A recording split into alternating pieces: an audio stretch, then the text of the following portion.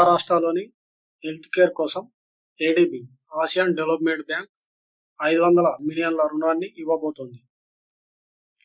మహారాష్ట్రలో నాణ్యమైన మరియు సరసమైన తృతీయ ఆరోగ్య సంరక్షణ మరియు వైద్య విద్య యొక్క ప్రాముఖ్యాన్ని మెరుగుపరచడానికి భారతదేశం ఆసియా డెవలప్మెంట్ బ్యాంకుతో 500 మిలియన్ల రుణ ప్యాకేజీపై సంతకం చేయడం జరిగింది. ఆసియా డెవలప్మెంట్ బ్యాంక్ యొక్క హెడ్ క్వార్టర్ మనీలా ఫిలిప్పీన్స్ యొక్క రాజధాని మనీలాలో ఉంది.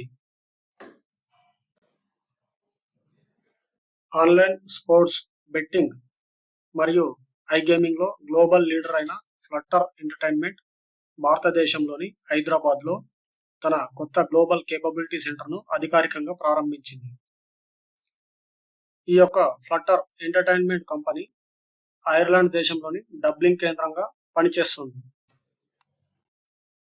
ఈ యొక్క ఫ్లట్టర్ ఎంటర్టైన్మెంట్ హైదరాబాద్లో 3.5 మిలియన్ల పెట్టుబడి నాలెడ్జ్ సిటీలోని రహేజా మైండ్ స్పైర్లో ఉన్న భారతదేశంలోని అగ్రగామి టెక్నాలజీ హబ్లలో ఒకదానిలో దాని కార్యకలాపాలను మెరుగుపరచడంలో ఫ్లట్టర్ యొక్క నిబద్ధతను సూచిస్తుంది. ఈ యొక్క హైదరాబాద్లో ఉన్న కొత్త కేంద్రం 80,000 చదరపు అడుగుల విస్తీర్ణంలో ఉంది మరియు ప్రస్తుతం 700 కంటే ఎక్కువ మంది నిపుణులు ఇందులో పనిచేస్తున్నారు. ఈ యొక్క ఫ్లట్టర్ ఎంటర్టైన్మెంట్ కంపెనీ బెట్టింగ్ మరియు ఐగేమింగ్ కి సంబంధించిన విషయాలలో పనిచేయడం జరుగుతుంది. డెకాథ్లాన్ కంపెనీ తన భారతదేశ వ్యాపారాన్ని విస్తరించడానికి 100 మిలియన్ల యూరోలను పెట్టుబడిగా పెట్టనుంది. 100 మిలియన్ల యూరోలు అనగా 933 కోట్లు. ఈ యొక్క డెకాథ్లాన్ కంపెనీ ఫ్రాన్స్ దేశానికి చెందినది. డెకాథ్లాన్ తన స్పోర్ట్స్ నెట్వర్క్ ను విస్తరించడానికి డిజిటల్ ఎంగేజ్మెంట్, వాల్యూ చైన్ మరియు లాజిస్టిక్లను మెరుగుపరచడానికి దాని స్థానిక తయారీని బలోపేతం చేయడానికి వచ్చే 5 సంవత్సరాలలో భారతదేశంలో 100 మిలియన్ యూరోలు అనగా సుమారు 933 కోట్ల పెట్టుబడిని ప్రకటించింది. ఈ యొక్క డెకాథ్లాన్ కంపెనీ వచ్చే 5 ఏళ్లలో 90 నగరాలు మరియు పట్టణాల్లో 190 స్టోర్ల లక్ష్యాన్ని చేరుకోవడానికి ప్రతి సంవత్సరం 10 నుంచి 15 స్టోర్లను తెరవడమే కంపెనీ యొక్క ముఖ్య లక్ష్యం. అలాగే డెకాథ్లాన్ కంపెనీ ప్రస్తుతం భారతదేశంలో 50 మార్కెట్లలో అనగా పట్టణాల్లో మరియు నగరాలలో 127 కంపెనీ యాజమాన్యంలోని అనగా స్టోర్లను నిర్వహిస్తుంది. ఈ యొక్క డెకాథ్లాన్ కంపెనీ యొక్క ముఖ్య ఉద్దేశం ఆటలకు సంబంధించిన వస్తువులను విక్రయించడం. ఈ వెండర్లు భారతదేశంలో 15.8 మిలియన్ల ఉద్యోగాలను సృష్టించనున్నారు. ఈ యొక్క ఈ వెండర్లు అనగా మనం ఆన్లైన్లో ఒక వస్తువుని బుక్ చేస్తే ఏ కంపెనీ వస్తువును మనం బుక్ చేస్తున్నామో ఆ కంపెనీకి మనకు మధ్యలో ఉండే ఒక ఏజెంట్ అనే అర్థం. వాళ్ళే మనకి మన ఇంటి వరకు ఆ యొక్క వస్తువుని చేరవేస్తారు. చేరవేసి డబ్బులు వాళ్ళ ఖాతాలో జమ చేసుకుంటారు. వారినే ఈ వెండర్లు అని పిలుస్తారు.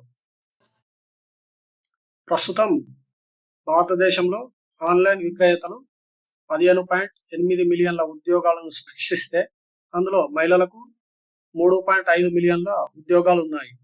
దాదాపు 1.76 మిలియన్ల రిటైల్ ఎంటర్ప్రైజెస్ అంటే కంపెనీలు ఈ కామర్స్ కార్యకలాపాలలో పాల్గొంటున్నాయని ఒక నివేదిక అంచనా. భారతదేశంలో ఉపాధి మరియు వినియోగదారుల సంక్షేమంపై ఈ కామర్స్ నికర ప్రభావాన్ని అంచనా వేయడం నివేదికను వాణిజ్యం మరియు పరిశ్రమల మంత్రి అయిన పీయూష్ గోయల్ ప్రారంభించారు. ఈ యొక్క ఈ కామర్స్ అనేది పరిశ్రమలు లేదా వాణిజ్యం మంత్రిత్వ శాఖ కిందికి వస్తుంది.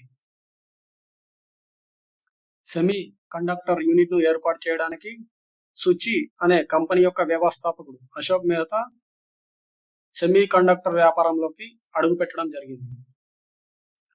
ప్రస్తుతం ఈ యొక్క సుచి ఇండస్ట్రీస్ సూరత్ లోని టెక్స్టైల్స్ ఎగుమతిదారుగా పనిచేస్తుంది.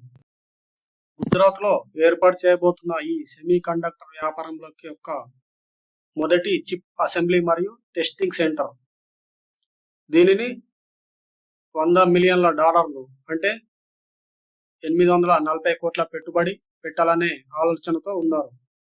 కంపెనీ తన పైలట్ ప్రాజెక్ట్ కోసం ఎలక్ట్రానిక్ కాంపోనెంట్స్ మరియు సెమీ కండక్టర్స్ తయారీని ప్రోత్సహించే పథకం కింద సబ్సిడీకి కేంద్రం ఆమోదం పొందిందని మెహతా చెప్పారు. ప్రపంచంలోనే అత్యంత బలమైన ఆహార బ్రాండ్గా అమూల్ కంపెనీ గుర్తింపు పొందింది. బ్రాండ్ ఫైనాన్స్ అనే కంపెనీ ఈ నివేదికను విడుదల చేసింది.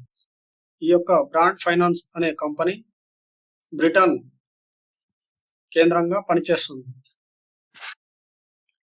అమూల్ కంపెనీ వరుసగా 4వ సంవత్సరం ప్రపంచ టైటిళ్లలో బలమైన డైరీ బ్రాండ్గా పేరును నిలుపుకుంది.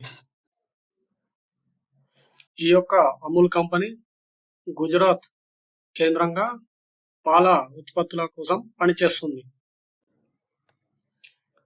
ఇన్వెస్టర్ ఏఐ అనే కంపెనీ 80 కోట్ల వరకు సమీకరించింది.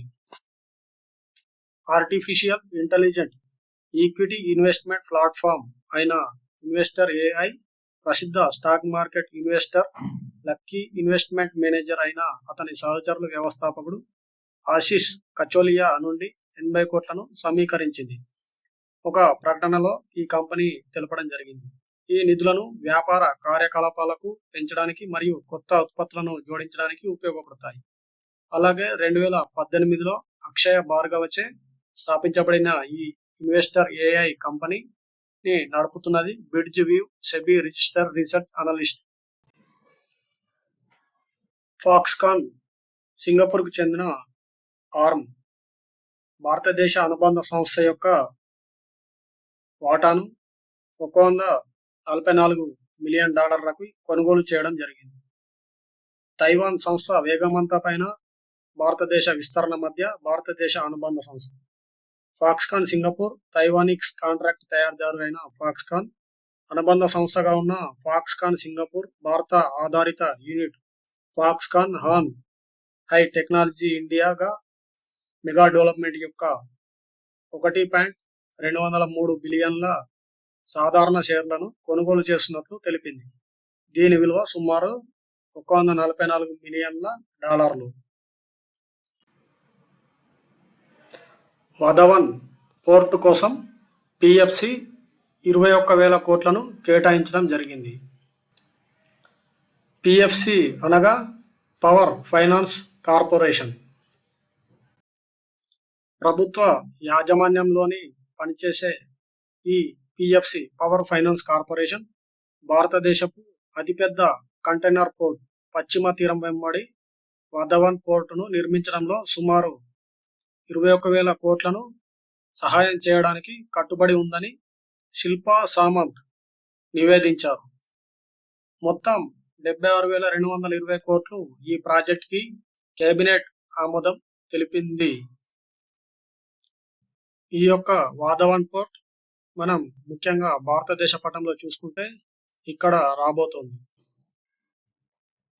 ఇది భారతదేశంలోనే అతిపెద్ద పోర్టుగా నిలవబోతోంది. భారత అంతరిక్ష పరిశోధన సంస్థ అయిన ఇస్రో ఆగస్టు 16, 2024న EOS-08 భూ పరిశీలన ఉపగ్రహాన్ని విజయవంతంగా ప్రయోగించింది. ఇది శ్రీహరికోటలోని సతీష్ ధావన్ అంతరిక్ష కేంద్రం నుంచి స్మాల్ శాటిలైట్ లాంచ్ వెహికల్ D3లో ఉపగ్రహాన్ని ప్రయోగించారు. ఇది SSLV యొక్క 3వ విజయవంతమైన విమానాన్ని చూపిస్తుంది.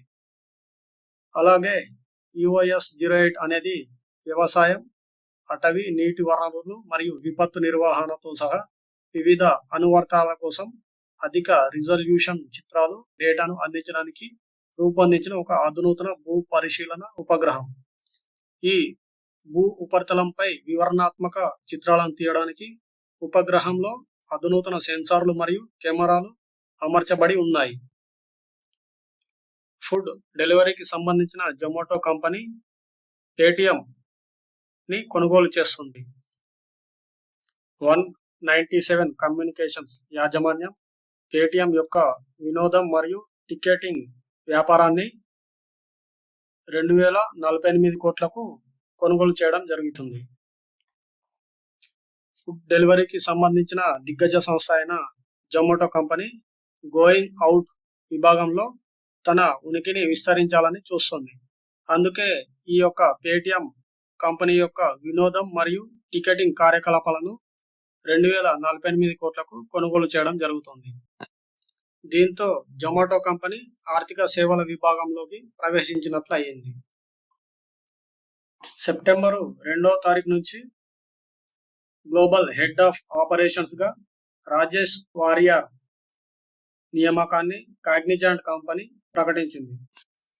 రాకేష్ వారియర్ భారతదేశానికి చెందిన కార్యకలాపాలకి చైర్మన్ అండ్ మేనేజింగ్ డైరెక్టర్ గా నియమితులవుతున్నారు. ఇదివరకు కాగ్నిజెంట్ ఇండియా కంపెనీకి సిఎండిగా పనిచేసిన రాజేష్ నంబియార్ కాగ్నిజెంట్ ను విడిచిపెట్టి నాస్కామ్ ప్రెసిడెంట్ గా అయ్యారు. ఈ రాజేష్ నంబియార్ నాస్కామ్ ప్రెసిడెంట్ గా అక్టోబర్ 1, 2024 బాధ్యతలు స్వీకరించనున్నారు. ఐఎంఎఫ్ కి చెందిన కృష్ణమూర్తి వి సుబ్రహ్మణ్యం హైదరాబాద్ లో ఇలా అన్నారు: 2047 నాటికి భారతదేశం $55 ట్రిలియన్ ఆర్థిక వ్యవస్థగా మారవచ్చని చెప్పారు. ఇండియన్ స్కూల్ ఆఫ్ బిజినెస్ లో ఆఫ్ హైదరాబాద్ లో జరిగిన పుస్తక ఆవిష్కరణ సందర్భంగా 8% వృద్ధి మరియు పటిష్టమైన ప్రభుత్వ విధానాలతో ఆర్థిక చేరికలు మరియు మౌలిక సదుపాయాల పెట్టుబడుల ద్వారా భారతదేశం దీనిని సాధించగలదని ఆయన చెప్పడం జరిగింది. ఐఎంఎఫ్ అనగా ఇంటర్నేషనల్ మానిటరీ ఫండ్. కృష్ణమూర్తి వి సుబ్రహ్మణ్యం ఇంటర్నేషనల్ మానిటరీ ఫండ్ లో ఎగ్జిక్యూటివ్ డైరెక్టర్ గా పనిచేయడం జరుగుతుంది.